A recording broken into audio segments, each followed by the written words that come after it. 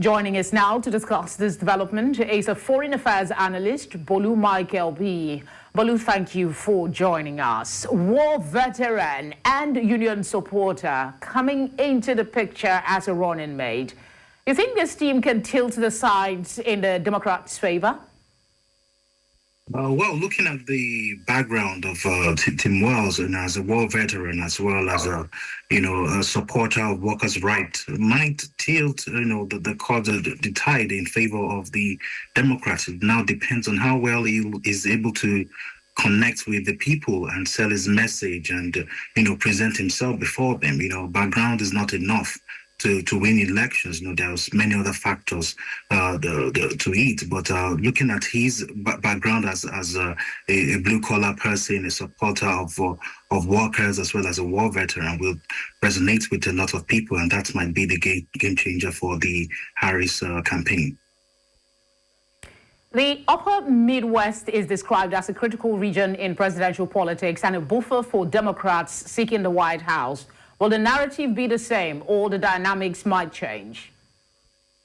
To be fair, Walz is quite popular in his state. In fact, I don't think he's on record that he ever lost an election. He has caused some major upset, defeating incumbents and also, getting a fifth term. So it's almost sure that he's going to win in Minnesota, but that may not translate to neighboring states like, South Dakota, North Dakota, Iowa, and the rest, that's not how politics works. A typical case study is, Nigeria. Ogun State shares border with Oyo State. Ogun State is APC. Oyo State is PDP. That's how politics is like. So I can only say categorically that he has a higher chance of winning in Minnesota, but that does not necessarily translate that he's going to take over the Midwest. Harris and Walz are vanguards of protection for abortion rights, support for rainbow community, and generous aid to Israel and Ukraine, among other policies. Do you see these as rallying pivots for the coming election? I don't see it as a rallying point in this election, because looking at the things that top on the minds of Americans is immigration and the economy, and the people who fall into their ideology or what they believe, their values and what they believe in. The candidate Kamala Harris and Tim Walz, they have a mix and match of ideas. Some people support abortion rights but do not support the war in Ukraine. Some support the war in Ukraine, and they do not agree on another issue. So there will be conflicting ideas. A lot of people might be confused at the front of the ballot box. But when we look at the top issues, in the minds of these voters, would be the economy and and immigration. And I'm afraid immigration seems to be something that Kamala Harris, a lot of people believe the sentiment that she failed at it. I hope it won't cost her the victory come November.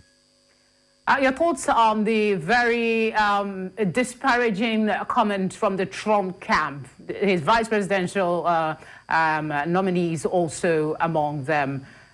What are your thoughts about that against the nomination of Walz? To be fair, I feel, Walz is quite controversial. If you're looking for many good things he has done, it's on record. You want to find the bad stuff as well. It's on record. Things like the Black Lives Matter riot. Approval for gender change for children, and other things that a lot of people might consider to be too extreme in terms of the woke ideology or being too liberal. But if you're looking at the good stuff as well, he has them on record. The Trump camp, they have a lot of things that they could use against him, and Tim Walz, could balance these narratives with some of the track record. For example, most of the bills he co-sponsored while in Parliament were brought forward by Republicans. He could say that could show that he can walk across the board, and he's not just going to be the vice president for the Democrats, but the vice president of Republicans and the entire United States. So he really needs to, get his rebuttals ready, because the Trump campaign is going to come heavy. I personally feel that Walz is probably not the best person for Kamala to choose. I personally would prefer someone like Shapiro. But it seems like Kamala Harris chose based on the person that she had the most chemistry with, and that may not be enough to lead the country. You need somebody that can tell you the truth, even if it's going to hurt. Bolu, thank you for speaking with us. We appreciate your time. My pleasure. Thank you for having me.